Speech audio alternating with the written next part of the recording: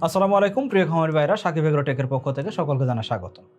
আমরা আজকে আলোচনা করব শীতের আগে আপনি তেলাপিয়া মাছ চাষে দিবেন নাকি পাঙ্গাস মাছ চাষে দিবেন। অনেক খামারি ভাইরা আছেন যারা তেলাপিয়া চাষটাকে বেশি প্রেফার করেন, আবার অনেক খামারি ভাইরা আছেন যারা পাঙ্গাস চাষ করতে চান, কারণ কি শীতের পরে পাঙ্গাস মাছের গ্রোথ ভালো আসে, অন্যদিকে শীতের পরে পাঙ্গাসের একটা চাহিদা বাড়ে। যার কারণে চিন্তা করেন যে শীতকালে তারা পাঙ্গাস চাষ করবেন, কিন্তু শীতকালে পাঙ্গাস চাষ করতে গেলে বেশ কিছু সমস্যা ফেস করতে হয়। সেই সমস্যাগুলো জেনে বুঝে যদি আপনি পাঙ্গাস চাষ করতে পারেন, সেই ক্ষেত্রে পাঙ্গাস চাষেও কিন্তু ভালো ফলাফল করা যায়।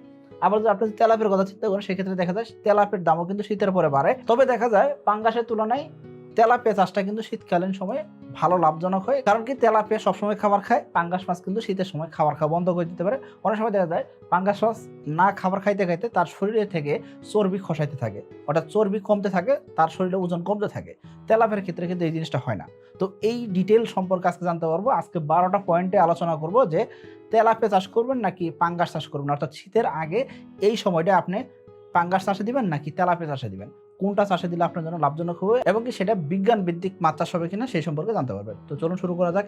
এখনো যারা চ্যানেলটিকে সাবস্ক্রাইব করেনি সাবস্ক্রাইব করে দিবেন এবং বেল বাটন প্রেস করে দিবেন, যাতে নতুন নতুন ভিডিও আপলোড হতে পারে। প্রথমে আসেন দেখেন গভীরতার বিষয়ে যদি বলি, তেলাপিয়া অথবা পাঙ্গাস চাষ করুন, যেটি চাষ করেন না কেন গভীরতার দিকে যদি খেয়াল করেন, সেক্ষেত্রে তেলাপিয়া চাষের ক্ষেত্রে সর্বনিম্ন 4 ফিট গভীরতা হলেই মাছ চাষ করা যায়। 4 ফিট থেকে 8 ফিট গভীরতার ভিতরে পুকুর হলে পাঙ্গাস বলেন আর তেলাপিয়া বলেন দুইটাই চাষ করা যায়। তবে দেখা যায় শীতকালীন সময়ে পানির গভীরতা আস্তে আস্তে কমতে থাকে। যখন পানির গভীরতা কমতে থাকে তখন দেখা যায় এই পাঙ্গাস মাছের বিভিন্ন ধরনের রোগ ব্যাধি হয়।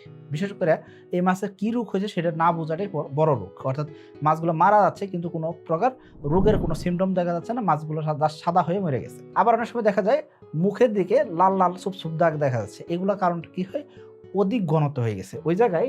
নর্মালি কি হয়েছে, পানির গভীরতা কমছে, পানির গভীরতা কমার কারণে ঘনত্বর পরিমাণটা বাইরে গেছে। অর্থাৎ ধরেন আপনার 10 ফিট বাই 10 ফিট জায়গায় একটা রুম আছে, সেটার উচ্চতা ধরেন 12 ফিট। এখন উচ্চতার যদি আস্তে আস্তে কমাইতে কমাইতে যদি কি করা হলো, ধরেন 2 ফিটে নামাই নিয়ে আসলো, সেই ক্ষেত্রে একটা মানুষ দাঁড়ায় থাকা সম্ভব না, কারণ কি একটা মানুষ 6 ফিট লম্বা হয় নর্মালি। তো ধরেন 6 ফিট লম্বার একটা মানুষ সে 12 ফিট রুমের ভিতর সুন্দর করে দাঁড়ায় থাকতে পারতেছিল, কিন্তু উচ্চতা কমতে কমতে যখন 2 ফিট হয়ে গেল, তখন ওই মানুষটা কি করতে হবে, অবশ্যই অবশ্যই ওই জায়গায় শুয়ে যাইতে হবে, শুয়ে পড়তে হবে। কেন? কারণ কি ওই জায়গায় দাঁড়ায় থাকার মতো অবস্থা নাই। পানির গভীরতা যদি একইভাবে হিসাব করেন, শীতকালে আস্তে আস্তে পানির গভীরতা কমতে কমতে নিচের দিকে নামতে আসলো, এক্ষেত্রে এই মাছগুলা কি করবে, উপরের স্তর তার নাই, আস্তে আস্তে নিচের দিকে যাইতে থাকবে, একটা আরেকটার সাথে ঘর্ষণ লাগতে থাকে। ওই সময় ঘনত্ব বেড়ে যায়, ঘনত্ব বেড়ে গেলে রোগ ব্যাধি বাড়তে থাকবে। এখন দেখা যাচ্ছে তেলাপিয়ার ক্ষেত্রে এই সমস্যা হয় কিনা, হ্যাঁ তেলাপিয়ার ক্ষেত্রে একই সমস্যা হয়, তবে তেলাপিয়ার রোগ প্রতিরোধ ক্ষমতা পাঙ্গাসের তুলনায় ভালো। কারণ কি আমরা জানি পাঙ্গাসের কিন্তু জাত নিয়ে তেমন একটা কাজ করা হচ্ছে না বাংলাদেশে। যতটুকু কাজ করা হচ্ছে সেই কাজটা আসলে খুব বেশি যে বলবো ফলপ্রসূ হচ্ছে সেরকম না। তবে তেলাপিয়ার ক্ষেত্রে কিন্তু প্রতিনিয়ত কাজ করা হচ্ছে, যার কারণে দেখা যাচ্ছে তেলাপিয়ার নতুন নতুন জাত উদ্ভাবন হচ্ছে, নতুন নতুন জিনগত পরিবর্তন আসছে, যার কারণে দেখা যাচ্ছে তেলাপিয়ার রোগ প্রতিরোধ ক্ষমতা কিন্তু পাঙ্গাসের তুলনায় ভালো।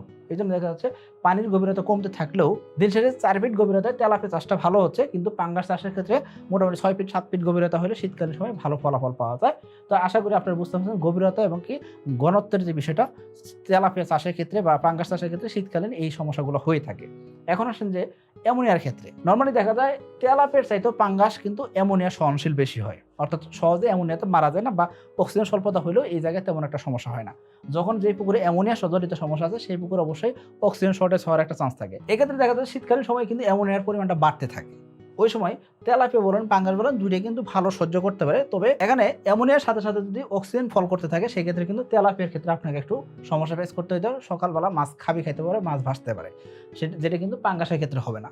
তো এই দিক থেকে দেখা যাচ্ছে যে আপনার অ্যামোনিয়ার হিসাব করলে সেক্ষেত্রে পাঙ্গাস চাষটা সুইটেবল মনে হয়, কারণ কি পাঙ্গাসের তেমন একটা অক্সিজেন দরকার হয় না। এরপর আসেন যে খাদ্য গ্রহণের বিষয়ে যদি আসেন, খাদ্য গ্রহণের বিষয়ে দেখা যাচ্ছে যে তেলাপিয়া কিন্তু সবসময় খাবার খায় এবং সবসময় ভালো একটা গ্রোথ দেয়, কিন্তু পাঙ্গাস মাছ 7 দিন 10 দিন 15 দিন না খাবার খায় থাকতে পারে শীতকালীন সময়, কারণ কি তাপমাত্রা কমে গেল।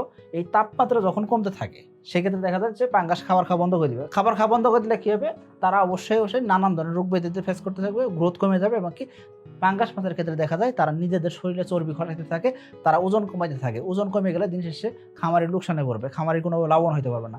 এই দিক থেকে দেখা যাচ্ছে তেলাপিয়া চাষটা কিন্তু লাভজনক, অর্থাৎ শীতের আগে আপনি যদি কি করেন পাঙ্গাস চাষে না দিয়ে তেলাপিয়া চাষে দেন, সেক্ষেত্রে আপনার জন্য ভালো একটা ফলাফল হইতে পারে। যদি তাপমাত্রার বিষয়ে আসেন, তাপমাত্রার ক্ষেত্রে দেখা যায় তেলাপিয়া মাছ 12 ডিগ্রি সেলসিয়াস তাপমাত্রা, পানির তাপমাত্রা 12 ডিগ্রি সেলসিয়াস চলে আসছে, এই সময় কিন্তু খাবার খায়।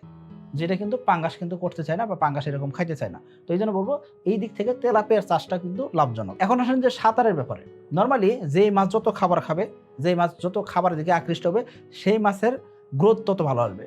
তেলাপিয়া এবং পাঙ্গাস মাছ দুইটাই ফাস্ট ফিডার মাছ, দুইটাই দ্রুত সাঁতার কাটতে পারে, দুইটাই এত দ্রুত খাবার রিসিভ করতে পারে। তবে শীতকালীন সময় দেখা যাচ্ছে পাঙ্গাস মাছ ক্যাটফিশ জাতীয় প্রজাতি হওয়ার কারণে এরা খাবারের দিকে তেমন একটা আগ্রহ দেখায় না, এমনকি তারা সাঁতারও কাটতে চায় না, অলস প্রকৃতির হয়ে যায়। যার কারণে দেখা যাচ্ছে তেলাপিয়া চাষটা কিন্তু শীতকালীন সময় ভালো হয়, এবং শীতের আগে আপনি চাইলে কিন্তু তেলাপিয়া চাষে দিতে পারেন। পাঙ্গাসের তুলনায় তেলাপিয়া চাষটা আপনার জন্য লাভজনক হবে শীতকালীন সময়। এরপর আসেন যে মৃত্যু হারের বিষয়। নর্মালি দেখা যায় তেলাপিয়ার তেমন একটা মৃত্যু হার হয় না, শীতের সময় পাঙ্গাসে কিন্তু মৃত্যু হার হয়, বা পাঙ্গাস কিন্তু দেখা যায় না খাইতে খাইতে একটা সময় একদম মানে তার শরীর শুকাইতে শুকাইতে একটা অবস্থায় যায় মারাও যেতে পারে। এই জন্য দেখা যাচ্ছে পাঙ্গাসের মৃত্যু হারটা বেড়ে যায়। অনেক খামারের বাইরে দেখছি যে মাছ মৃত্যুবরণ করে নাই, কিন্তু পাঙ্গাস মাছের এমন সাইজ হয়ে গেছে, মাথা বড় হয়ে গেছে, লেজ চিকন হইতে হইতে এমন অবস্থা হয়ে গেছে সেই মাছটা অপুষ্টিজনিত ভুগতেছে বা মৃত্যু হয়ে গেছে, এরকম সমস্যায় ভুগতেছেন। তো এই জন্য দেখা যাচ্ছে যে তেলাপিয়ার ক্ষেত্রে এই সমস্যা হয় না, কারণ কি তেলাপিয়া সবসময় খাবার খাইতে পারে, তেলাপিয়া সবসময় সাঁতার কাটে, তারা কিন্তু খাবারের দিকে আকৃষ্ট হয়। এরপর আসেন হজমের যে বিষয়টা, হজমের বিষয়ে দেখা যায় তেলাপিয়ার হজম ক্ষমতা পাঙ্গাসের তুলনায় কিন্তু কম। নর্মালি দেখা যায় পাঙ্গাসের হজম ক্ষমতাটা খুব বেশি, কারণ কি পাঙ্গাসের যেই অন্ত্রটা আছে সেই অন্ত্রটা কিন্তু বড়, যার কারণে দেখা যাচ্ছে পাঙ্গাসের সাইজও বড় হয়।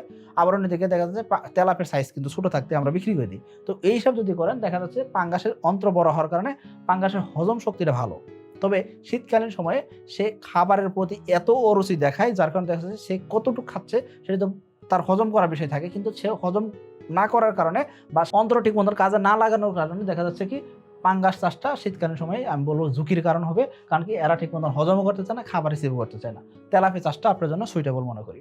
এখন আসলে পুরুষ এবং মহিলার বিষয়ে যদি আসেন, পাঙ্গাসের ক্ষেত্রে পুরুষ মহিলা দুইটাই বড় হয়, কিন্তু তেলাপিয়ার ক্ষেত্রে দেখা যাচ্ছে কি আপনাকে শুধুমাত্র পুরুষ তেলাপিয়া নিয়ে মাছ চাষ করতে হবে, কারণ কি আমরা জানি পুরুষ তেলাপিয়া ডিম দেয় না, পুরুষ তেলাপিয়া শুধুমাত্র বড় হয়। এবং কি দেখা যাচ্ছে যে গবেষণায় 20-25% গ্রোথ বেশি আসে মহিলা তেলাপিয়ার তুলনায় পুরুষ তেলাপিয়াতে।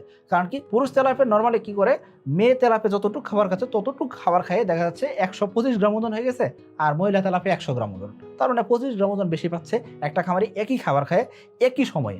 তার মানে দেখা যাচ্ছে যে পুরুষ তেলাপিয়া চাষটাই লাভজনক। তবে এই জায়গায় পুরুষ তেলাপিয়া চাষটাকে বলা হচ্ছে কি মনোসেক্স তেলাপিয়া চাষ।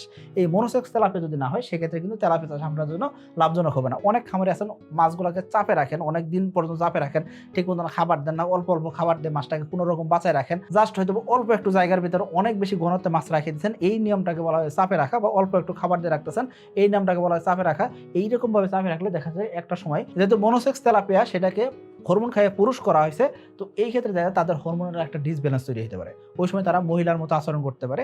তো যেহেতু হাই প্রোটিনের খাবার খাচ্ছে তাদের শরীরে একটা হরমোনাল ডিসব্যালেন্স আসতেই পারে, অস্বাভাবিক কিছু না। আর অন্যদিকে হাই প্রোটিনের খাবার খাইলে তাদের হজমজনিত সমস্যা তৈরি হয়। তো এই জন্য দেখা যাচ্ছে যে আপনার এই পুরুষ তেলাপিয়া যদি চাষ করতে চান সেক্ষেত্রে মাছটাকে শীতের ভিতরে অধিক দিন পর্যন্ত চাপে রাখাটা কোনোভাবে উচিত হবে না। এরপর আসেন যে রোগের ব্যাপারে, যদি রোগ ব্যাধির ব্যাপারে বলেন সেক্ষেত্রে আমি বলবো পাঙ্গাসের রোগ ব্যাধিটা তুলনামূলকভাবে বেশি হয়ে থাকে তেলাপিয়ার তুলনায়, কারণ কি তেলাপিয়া ঠিক মতন খাবার খাচ্ছে, যেই মানুষ ঠিক মতন খাবার খাবে তার রোগ ব্যাধি কম হবে স্বাভাবিক।